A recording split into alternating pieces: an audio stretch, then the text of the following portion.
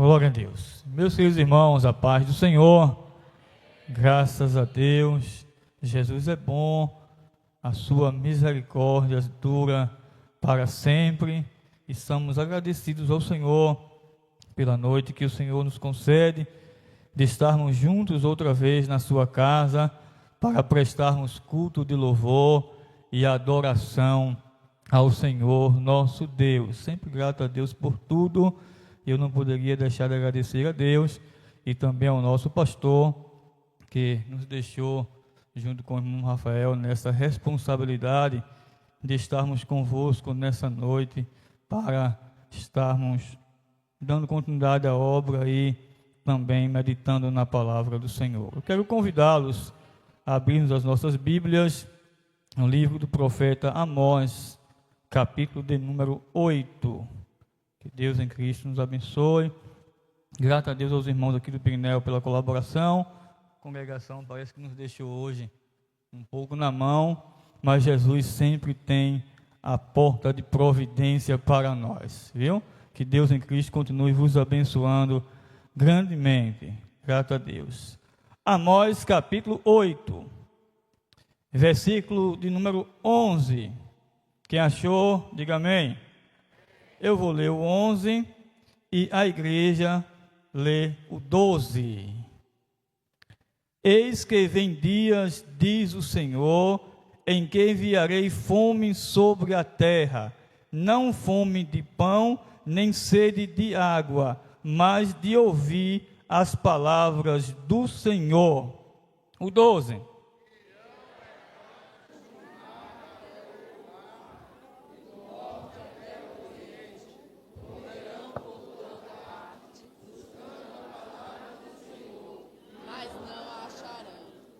Querido Deus, muito obrigado pela Tua palavra que lida nesta noite. Que a mesma, Senhor, possa ser aqui ministrada sob a direção do Teu Espírito e que o Senhor continue falando conosco em nome de Jesus. Amém. Podeis assentar, meus irmãos, grato a Deus. Louvamos ao Senhor pela vida dos nossos irmãos também obreiros que aqui estão presentes, também fazendo a obra de Deus.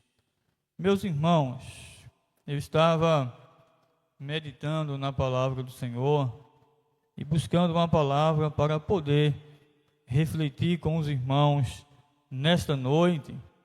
E quando eu estava orando, pensando em uma palavra, eu ouvi o Senhor me dizer a mesma palavra que você está, Deus abençoe, irmão, pregando na congregação. E nós temos como meta este ano, dentro de um objetivo, estarmos falando durante este ano sobre a importância da palavra de Deus. Então, dificilmente em um outro culto na congregação, nós estamos trazendo um outro assunto que não seja a importância da palavra de Deus. Nós estamos vivendo uma época de muita dificuldade, muito difícil. Nós estamos vivendo a época, eu chamo de a multiplicação do conhecimento, onde muita gente se acha ou se diz detentores, conhecedores, não é? Principalmente por causa das redes sociais, da internet, que hoje facilita a busca pelo conhecimento. E muita gente se diz também mestres, doutores, pregadores, profetas e por aí vai. Mas que tipo de conhecimento é esse que muita gente está adquirindo? E que tipo de conhecimento é esse que muitos estão trazendo, pregando e ensinando? Isso é algo para a gente refletir e para a gente analisar. O profeta Amós, ele viveu em uma situação complicada, em um momento de muita dificuldade. O profeta Amós aqui, ele foi contemporâneo do profeta Isaías embora o profeta Isaías seja mais velho do que ele iniciou o seu ministério profético primeiro do que o profeta Isaías. Ele foi contemporâneo também do profeta Joel, do profeta Jonatas e do profeta Miqueias. E ele se concentrou ali no reino do norte, em Israel, que tinha como rei Jeroboão. E o reino do sul, Judá, tinha como rei Uzias, que era também tio do profeta Isaías, segundo o próprio livro do profeta Isaías, nos mostra isso no capítulo 6. E a situação que o povo de Israel estava vivendo era uma situação muito delicada. Materialmente falando, o povo de Israel estava próspero, rico, nada lhe faltava. Não faltava riqueza, não faltava o ouro, não faltava prata, não faltava a prosperidade material. Mas espiritualmente falando, o povo de Israel estava em uma situação caótica, vexatória, uma situação de grande dificuldade, porque se encontravam mergulhados, atolados na idolatria, estavam afastados de Deus, negligenciavam a palavra do Senhor, prestavam falsos cultos ao Senhor e ofereciam falsos sacrifícios ao Senhor, entre outras coisas. Daí então, o Senhor nosso Deus toma o profeta Amós para chamar o povo de Israel para um ajuste de conta, para um arrependimento, para um momento de conserto. Mas o povo, ele negligenciava a palavra de Deus. Daí o profeta, ele se expressa dizendo: eis que vem dias, diz o Senhor, em que enviarei fome sobre a terra, não fome de pão, nem sede de água, mas de ouvir a palavra de Deus. No versículo 11, que é o versículo que a igreja leu, diz que andarão errantes de mar a mar. Observe bem, andarão errantes de mar a mar, do norte até o oeste. Buscarão a palavra do Senhor, mas não a encontrarão. Eles vão buscar, eles vão correr, mas não encontrarão. Aqui esse texto, esta palavra, ela traz para nós um alerta muito grande. E ela traz uma aplicação que ela se aplicou justamente naqueles dias que Israel estava vivendo, porque ali o povo então foi levado ao cativeiro pelos assírios e pelos babilônicos, reino do norte e reino do sul. E quando eles chegaram no cativeiro, ficaram de um lado para outro, mas não havia profeta ali, não havia uma palavra ali, e eles ficaram ali atordoados, perdidos no cativeiro. Essa palavra se aplicava neste momento também ali, quando eles foram ao cativeiro.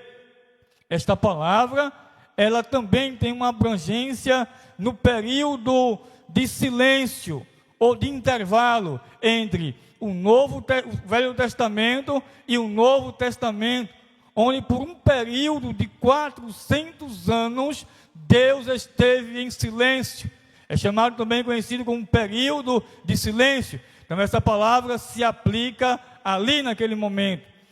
Esta palavra, ela tem um contexto escatológico, porque ela vai se aplicar também no porvir, no futuro, quando a igreja de Deus, que aqui anuncia a palavra, que aqui prega a palavra do arrependimento, que aqui está dizendo que Jesus Cristo é o único e suficiente Salvador, quando a igreja aqui vai estar dizendo: arrependei-vos dos vossos pecados e crer no Evangelho, para que possa então adentrar as mansões celestiais. Então, quando a igreja deixar de pregar esta palavra por meio do arrebatamento, as pessoas vão andar de mar a mar, de um lado para outro, vão buscar alguém para ouvir esta palavra, mas não vai encontrar quem possa trazer esta palavra sobre a direção, autoridade e unção do Espírito Santo de Deus.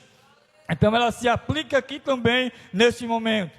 Mas esta palavra, ela tem uma abrangência que se aplica também hoje, nos dias atuais da igreja de Cristo Jesus, vivendo aqui na terra.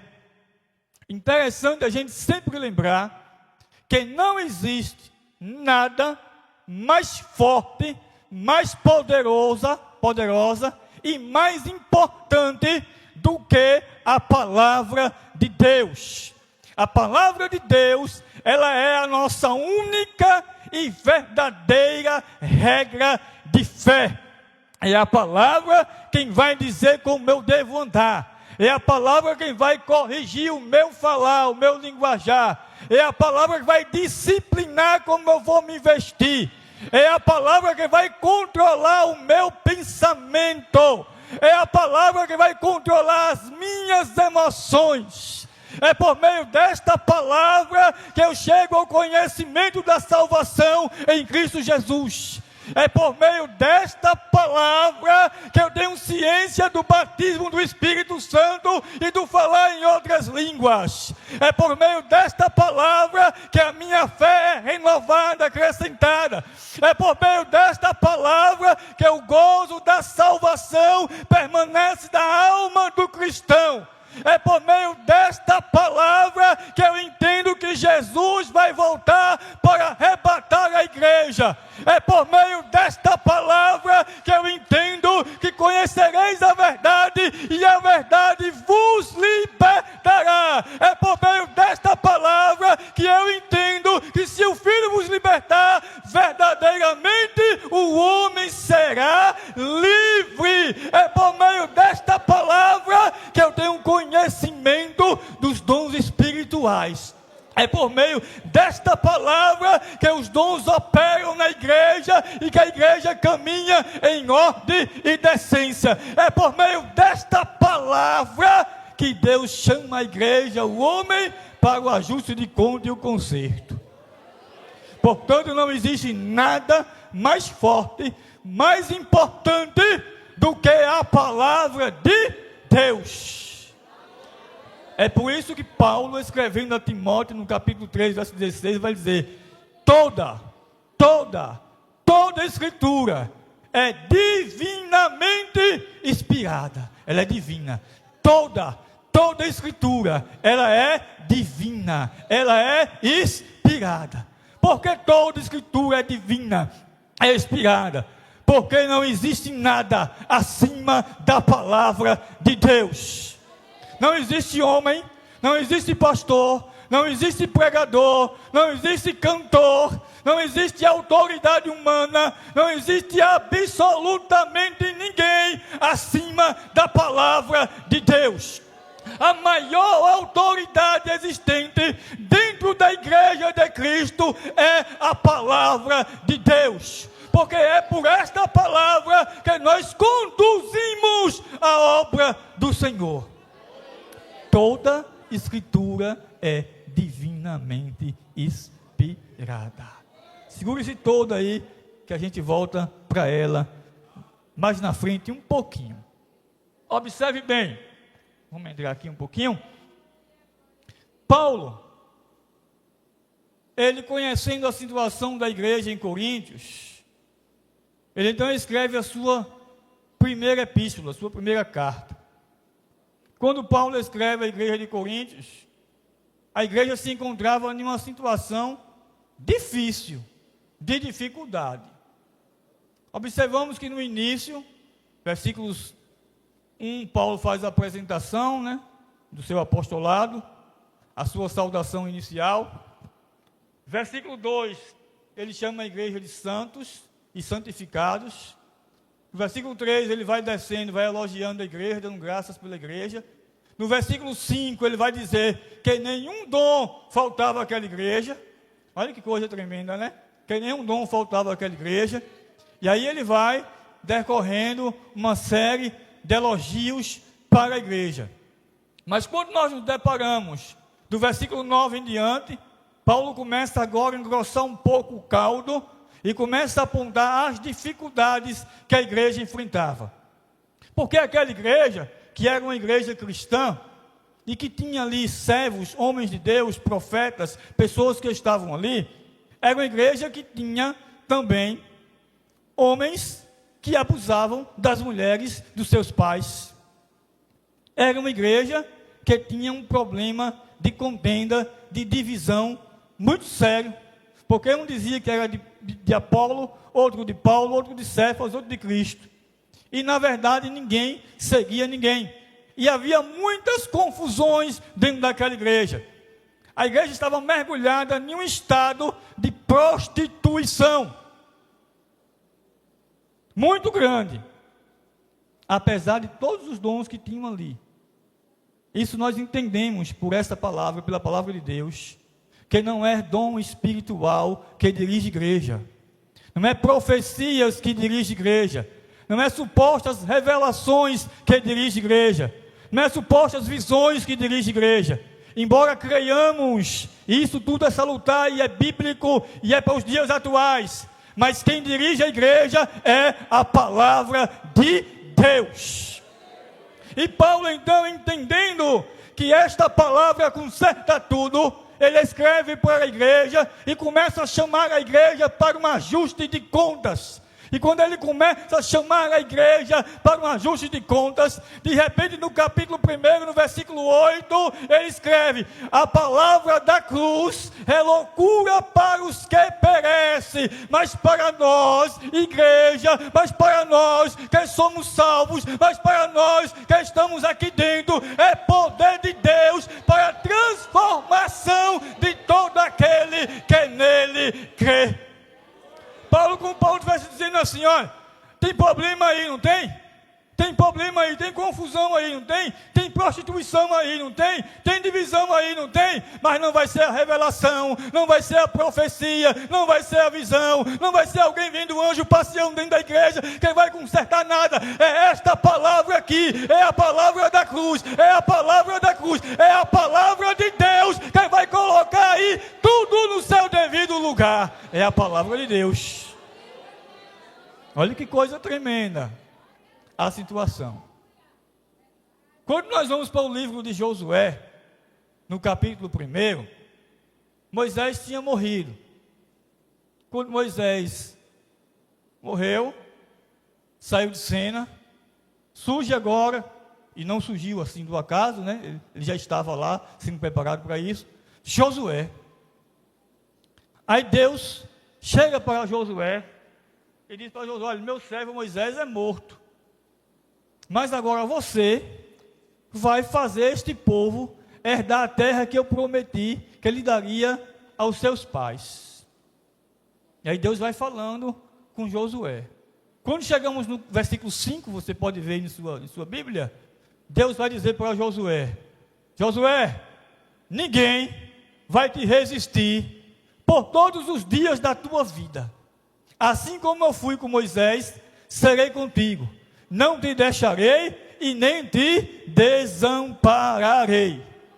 Oh, aleluia. Observe bem, que palavra tremenda Deus está falando com ele.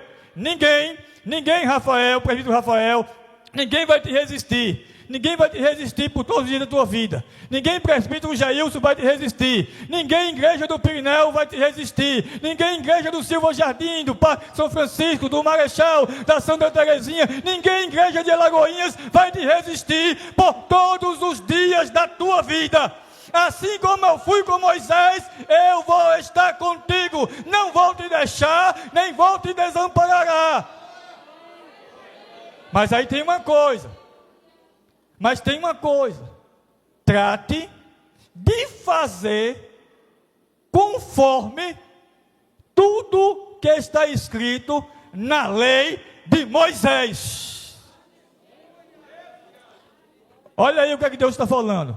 Tem uma coisa, ninguém vai te resistir, mas você vai ter que fazer tudo conforme o que está escrito na lei de Moisés. Aí quando a gente vai chegando no versículo 8, pode ver em sua Bíblia, Deus vai dizer para ele, tem uma coisa, viu? Medite aí nesta palavra, dia e noite.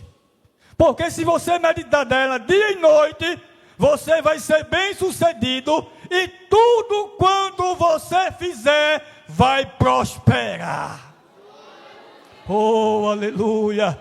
Tudo quanto você fizer vai prosperar. Tudo quanto você fizer vai prosperar. Tudo quanto você fizer vai prosperar. Mas se você viver esta palavra, se guardar esta palavra, se observar esta palavra, se seguir esta palavra, se analisar esta palavra, se comer esta palavra, se meditar esta palavra, se for cheio desta palavra. Aleluia. Aleluia. Veja agora como essa palavra vai se aplicando em nossos dias. João vai dizer no capítulo 15, versículo 3. Acompanhe. Vós já estáis limpo pela palavra que vos tenho falado. Vocês já estão limpos pela palavra que eu tenho falado. Aí o salmista ainda completa no Salmo 119, no versículo de número 9. Como purificará o jovem ou o mancebo, de acordo com a tradução, o seu caminho, observando segundo a tua palavra. Ou seja, o que é que limpa? A palavra. O que é que lava? A palavra. O que é que restaura? A palavra. O que é que santifica? A palavra. O que é que liberta? A palavra. O que é que sustenta? A palavra. O que é que anima? A palavra. O que é que firma o homem na presença de Deus? A palavra. O que é que traz a presença do Senhor? A palavra. O que é que aviva nossa alma? A palavra de Deus. E essa palavra não precisa de bengala para ela fazer o que ela tem que fazer. Esta palavra não precisa de auxílio para libertar, não precisa de auxílio para purificar, não precisa de auxílio para transformar a vida de ninguém. No dia que esta palavra precisar de algum auxílio, de alguma ajuda para operar na vida de um homem, ela deixa de ser divina, inspirada e deixa de ser a palavra de Deus.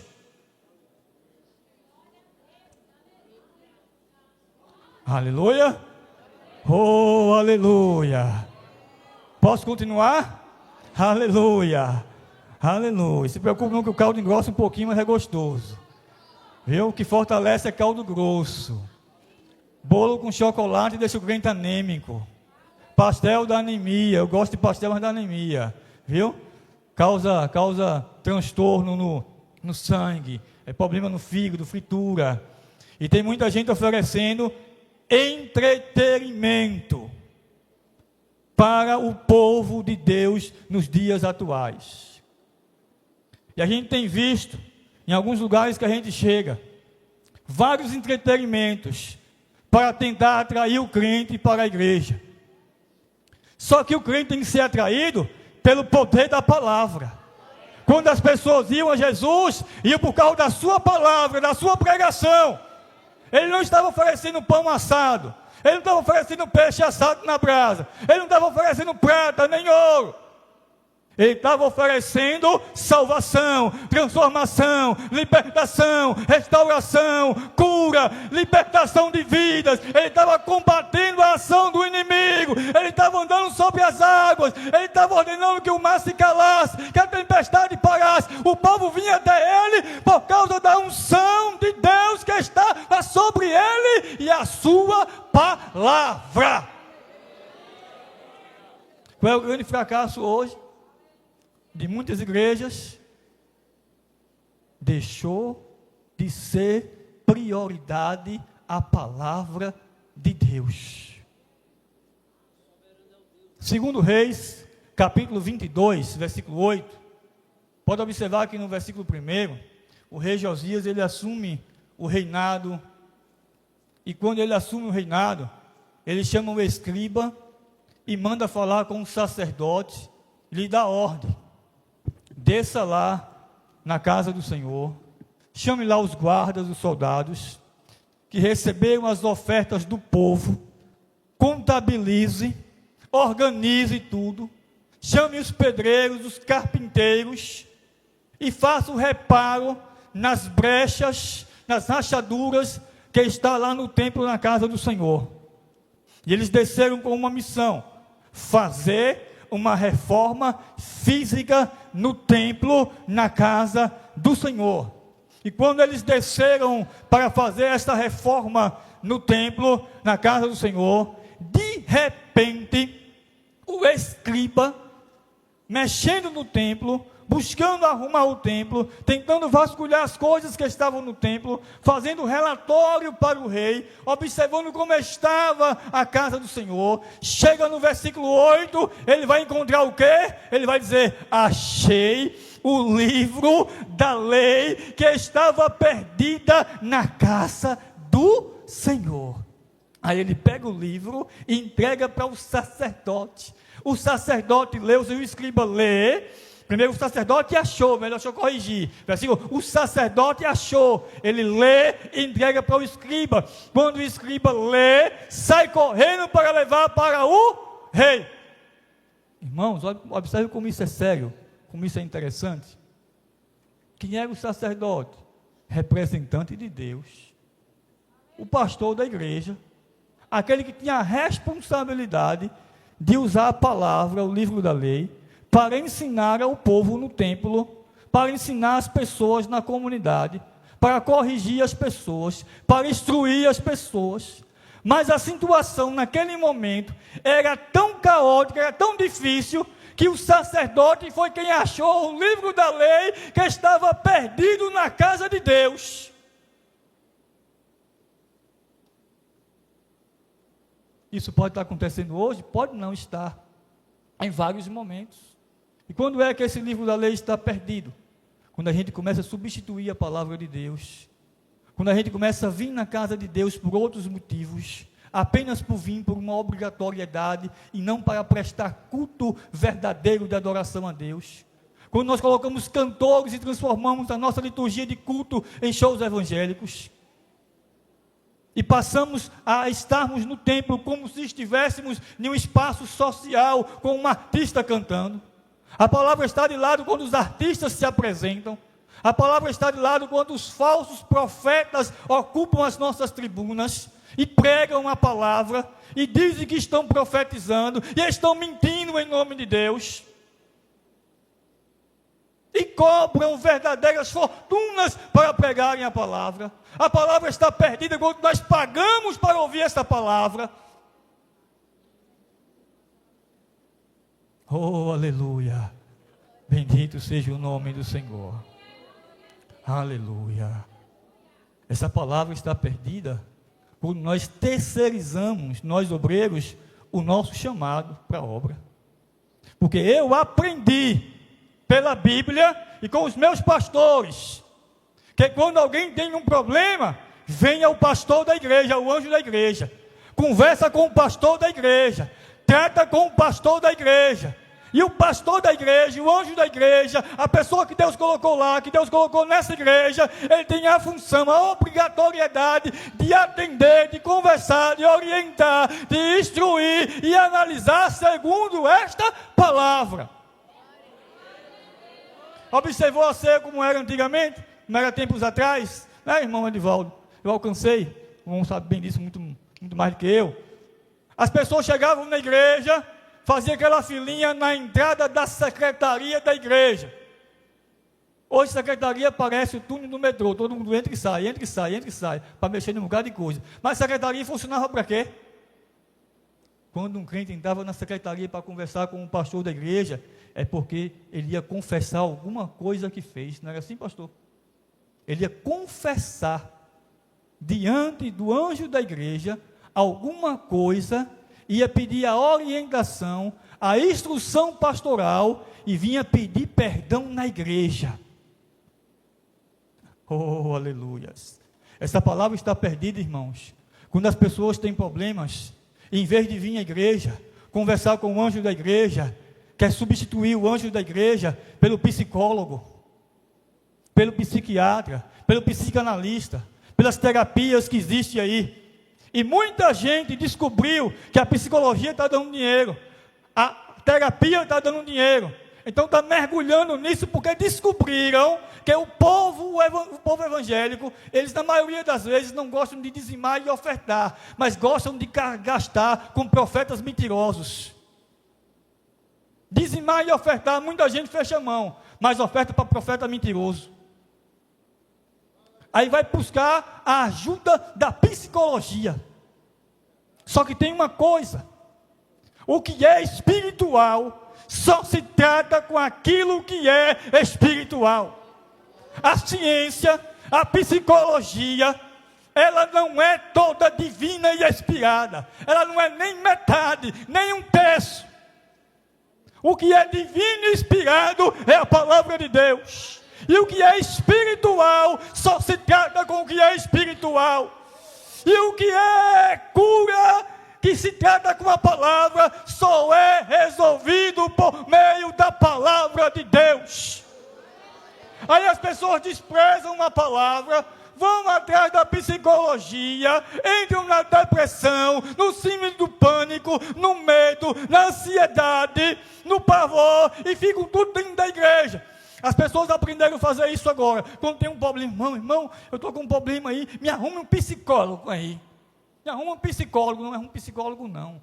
Abra a boca e bote para fora o que você fez. Confesse o seu pecado. Eu não estou generalizando, não. Estou falando de forma generalizada, que existem casos e casos.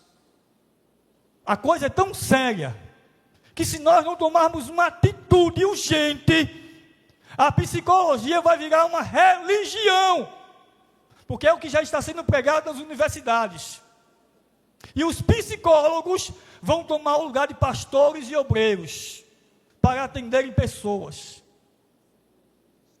Só que a Bíblia diz que eu devo procurar o meu irmão para conversar com ele e confessar o meu pecado. É a minha Bíblia que me orienta a isso. A minha Bíblia me mostra que Deus colocou na minha congregação o anjo da igreja.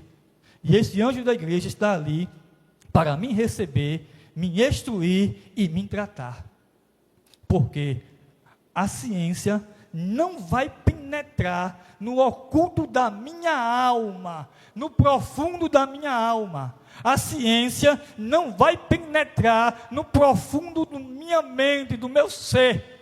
A ciência, ela vai tratar do meu físico, mas do meu espiritual, só quem vai tratar é a palavra de Deus. É só a palavra de Deus. Observe, João 11, 43. Jesus chega para ressuscitar Lázaro. Pergunta, versículos anteriores: onde puseste? Olha, Senhor, vem ver. Lá no 37, Jesus chora. Mas na frente, Jesus manda tirar a pedra. E alguém diz: Senhor, já cheira mal. Já é de quarto dia. Ele não estava perguntando se cheirava mal. Ele não estava perguntando se o teu problema ou se o meu problema é o primeiro, o segundo, o terceiro ou o quarto dia. Ele estava dizendo: tirem a pedra. Tire a pedra. Esse texto me ensina também algumas coisas. Que o que eu tenho que fazer, irmão Rafael tem que fazer, é só eu e irmão Rafael que podemos fazer. Se tiver essa caixa aqui e eu não puder pegar essa caixa, ela for grande demais, o irmão Rafael pode me ajudar a pegar a caixa. E nós dois juntos vamos pegar a caixa. Porque nós dois juntos podemos pegar essa caixa e tirar do lugar. Mas o que eu e ele não podemos fazer, quem vai fazer é o dono da obra. Quem vai fazer é Deus. Quem vai colocar no lugar é Ele. Quem vai chamar para o ajuste é Ele. Quem vai realizar é Ele. Então Ele não está perguntando se já chega mal o meu problema. Ele está dizendo: tire a pedra, faça a sua parte. O resto não se preocupe não. Deixa aí que eu vou chegar aí. Eu vou chegar aí. Eu vou chegar aí. Eu vou chegar aí. E quando eu chegar, eu resolvo. Eu resolvo. Aleluia. Aí ele vai gritar. Tendo dito isso, diz o texto, ele vai gritar: Lázaro, sai para fora. Por que ele não disse defunto, sai para fora? Porque a palavra de Deus é tão poderosa que se ele gritasse, defuntos, ou sai para fora, quem estivesse lá dentro saía pelo poder da palavra de Deus. Mas só que aquela palavra de vida era específica para uma única pessoa. Lázaro, sai para fora. Lázaro, sai para fora. E hoje Jesus está dizendo assim: saia para fora, saia para fora, saia para fora dessa dificuldade, saia para fora dessa situação, porque eu dou vida. Oh, aleluia. Saia para fora. Aleluia. Bendito seja o Senhor. Vamos andar mais um pouquinho. Livro do profeta Ezequiel, capítulo 37. Observe essa palavra que se aplica para a igreja, para o povo de Israel.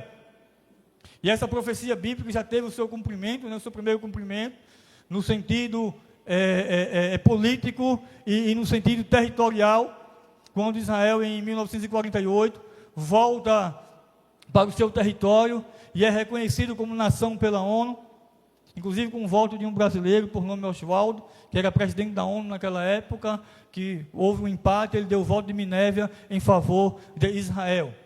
Mas uma segunda parte ela vai se cumprir na restauração final, quando Jesus voltar com a igreja para colocar fim na grande tribulação. Mas observe que esse texto aí de Ezequiel, capítulo 37, Deus leva o profeta e mostra para ele um vale sequíssimo de ossos secos. E Deus o interroga dizendo: filho do homem, poderão reviver esses vales de ossos secos, esses ossos? E eram muitíssimos os ossos. Observe que ele então responde: tu o sabes, Senhor. E o Senhor então manda que ele profetizasse sobre aquele vale de ossos secos, para que viesse nervos, carne sobre aqueles ossos. E conforme ele foi profetizando, dentro daquela visão profética, então juntou um osso a cada osso, no seu devido lugar. E depois veio carne e veio nervos sobre aqueles ossos. E formou corpo. Mas quando nós chegamos no versículo de número 4, Deus manda ele profetizar sobre aquele vale de ossos secos, para que viesse vida. E ele diz assim, ossos secos, ouvi a palavra de Deus. Ouvi a palavra de Deus, ou seja, a palavra da vida, a palavra da vida. Qualquer outra coisa pode dar qualquer outra coisa, mas só quem traz vida é a palavra de Deus. O crente só está vivo se a palavra estiver nele. Não é a cantina, não é o lanche, não é o bolo, não é o guaraná, não é os artifícios que alguém anda fazendo por aí, os oba-oba para encher congregação, não.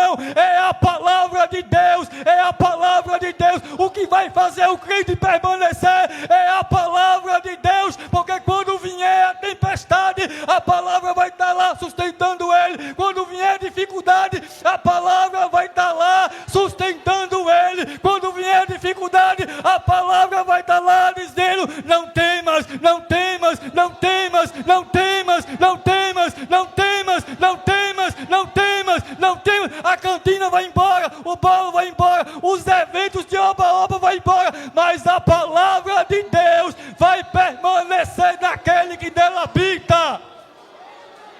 Oh, aleluia, ame a palavra, viva a palavra, ande na palavra, coma a palavra, se alimente da palavra, se encha da palavra, seja avivado pela palavra, seja restaurado pela palavra, seja curado pela palavra de Deus. Essa palavra que sustenta, essa palavra que alimenta. Quem quiser congregar comigo, congregue. Mas não espere eventos de oba-oba não, porque não vai ter não. Vai ter Bíblia, palavra de Deus. Vai ter eventos, vai ter trabalho. Mas oba-oba não, vai ter palavra de Deus. Porque o que sustenta a crente é palavra de Deus. Quando a pessoa sai do lugar que tem oba-oba, Quando o que é que nós encontramos? Dificuldades, problemas, muitos problemas. Por quê? Porque a palavra estava perdida. A palavra estava perdida. E em muitos lugares a palavra está perdida. Em muitos lugares no Brasil a palavra está perdida. A palavra não tem mais espaço para absolutamente nada. Eu, meditando nessa palavra, me permita, eu estava em uma congregação, eu estava nesse culto, em um culto, em um lugar que estava dominado por um espírito de engano. Foi aqui mesmo na nossa cidade, em uma de nossas congregações. Um espírito de engano estava lá, dominando aquele lugar, reinando naquele lugar. E havia muitas profecias e revelações, entre aspas. E um certo dia, alguém que estava dirigindo um culto, né, tirado a guru, a profeta, né, sempre digo que em todo lugar tem um guru, né, tem um profeta, tem um guru. E o guru, ele quer dirigir a congregação, né? O guru pode ser o dirigente, pode ser o suplente, ou pode ser qualquer outra pessoa da igreja. Mas em todo lugar tem um guru, que quer ser dono do ambiente, né? E aí, começou o culto, a pessoa começou a cantar, e profecia para lá, e profecia, e revelação, e profecia, e revelação, e profecia, e revelação, e profecia, e revelação, profecia, e revelação, e deu 9h20, e profecia, e revelação, e profecia, e revelação, só fez cantar o hino da harpa, e não leu Bíblia, não teve pregação, e profecia, e revelação. Quando deu 9h20, a pessoa olhou assim para o relógio e disse: rapaz, 9h20, não deu nem tempo ler a palavra. Observe bem, observe bem, observe bem. O que é mais importante para vocês? A pessoa perguntou. É o vaso ou a palavra? É ouvir o vaso ou a palavra? Aí um grupo dominado, já escravizado, já hipnotizado, que tem sessão de hipnose na igreja, né? Hipnotizado, gritou: o vaso. O vaso. Foi ninguém que me contou, eu estava lá. Eu presenciei, eu vi. Eu vivi essa situação. O vaso. Irmão, você é contra a profecia? Não, de jeito nenhum, jamais. Jamais. Mas o que eu estou dizendo para os irmãos é que a palavra, em alguns momentos, está perdida em nosso meio. Mas o que é que vai restaurar? O que é que vai na divisão, na nossa divisão? É o que o escritor aos Hebreus vai dizer no capítulo 4, versículo 12. Portanto, o escritor vai dizer que a palavra é como uma espada de 2 gumes, e que ela vai penetrar onde? Na divisão da alma e do espírito, que ela é apta para discernir entre as juntas e medulas, e vai até as intenções, conhecer as intenções do coração. Então observe bem pelo texto, o que é que vai trazer a cura da minha alma? Não é a sessão de regressão que alguém faz por aí. Não é a sessão da cura interior. O que é que vai trazer a cura da minha alma? O que é que vai me libertar o homem de uma depressão? Não é a sessão de 60 minutos, nenhuma terapeuta ou nenhuma psicóloga. O que vai trazer a restauração do homem é justamente o poder desta palavra. Porque é esta palavra que vai penetrar aonde a ação da ciência não vai poder chegar. Eu não preciso de uma sessão de regressão, de regredir a minha infância ou até o ventre da minha mãe. Eu não preciso dessas imundícies para ter uma vida restaurada. Eu só preciso ser tratado. Você só precisa ser tratado com o poder da palavra de Deus. É por isso que ele vai dizer, para a gente ir encerrando, no Salmo 107, no versículo de número 20, ele enviou a sua palavra. Ele enviou, irmã Divaldo, a sua palavra, Vinícius, ele enviou a sua palavra e nos curou, e nos livrou da perdição. Foi que ele enviou a sua palavra, a sua palavra, a sua palavra. Ele enviou o quê? A sua palavra, a sua palavra. Então, como essa palavra Medite nessa palavra, ande nessa palavra, analise essa palavra, viva essa palavra, se encha desta palavra, que é a palavra de Deus. Toda escritura, ela é divinamente inspirada. Tem um hino que ele sempre diz, eu sempre lembro dele, que ele diz assim: eu quero calar todas as vozes. Pode cantar um pouquinho aí, Bandiana, para a gente encerrar? Eu quero calar todas as vozes, menos a tua, menos a tua, menos a tua. Cale as vozes que não são de Deus, cale os espíritos de engano, cale os falsos profetas, as falsas profecias, cale os artifícios que querem te enganar na obra, mas não cale a palavra, não cale a voz de Deus. Continue ouvindo essa palavra, se alimentando dessa palavra. Eu quero calar todas as vozes, menos a tua, menos a tua, menos a tua, menos a tua, menos a tua, menos a tua. Se puder, adore, glorifique, exalte, engrandeça. Ecoa sobre as águas agitadas, alma inquieta. Nessa noite o Senhor te trouxe aqui para te curar pelo poder desta palavra. O Senhor te trouxe aqui para te renovar pelo poder desta palavra. Fez surgir o universo, tua Aleluia. voz. Permissão do nosso presbítero Rafael, pode ficar de pé, irmão? Fazer oração? Por gentileza, eu convido a igreja, por gentileza, ficar de pé.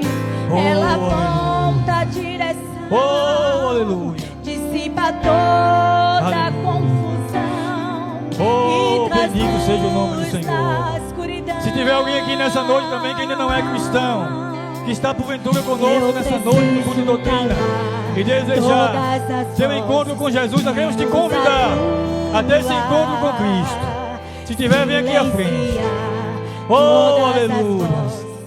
Eu quero silenciar, silenciar, silenciar todas as vozes, menos a tua. Sabe por quê? Porque Ele enviou a sua palavra e nos curou, nos restaurou. Eu morro. Oh, aleluia. Eu morro se eu não te ouvir.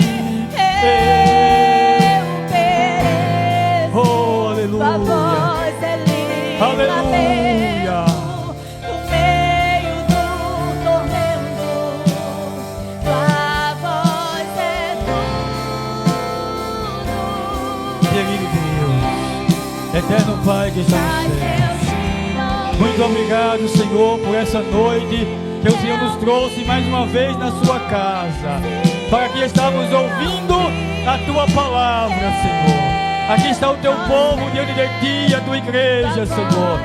Eu peço ao Senhor nessa noite que haja no meio do teu povo renovação da fé por meio da palavra, renovação da esperança, das forças por meio desta palavra, Senhor. Ó querido e eterno Deus, estende aqui nesta noite, no meio do teu povo, a tua mão de poder, Senhor. E sobre esta palavra, sobre esta palavra, sobre esta palavra da cura, Senhor, sobre esta palavra da restauração, Senhor, sobre esta palavra, Senhor, que agora nesta alma batida, ferida, machucada, Senhor, e no nome de Jesus Cristo de Nazaré, nós ministramos aqui uma unção de cura nesta noite, uma unção de milagre nesta noite, pelo poder desta palavra. Seja curado nesta noite, que as enfermidades que te assolam possam sair nesta noite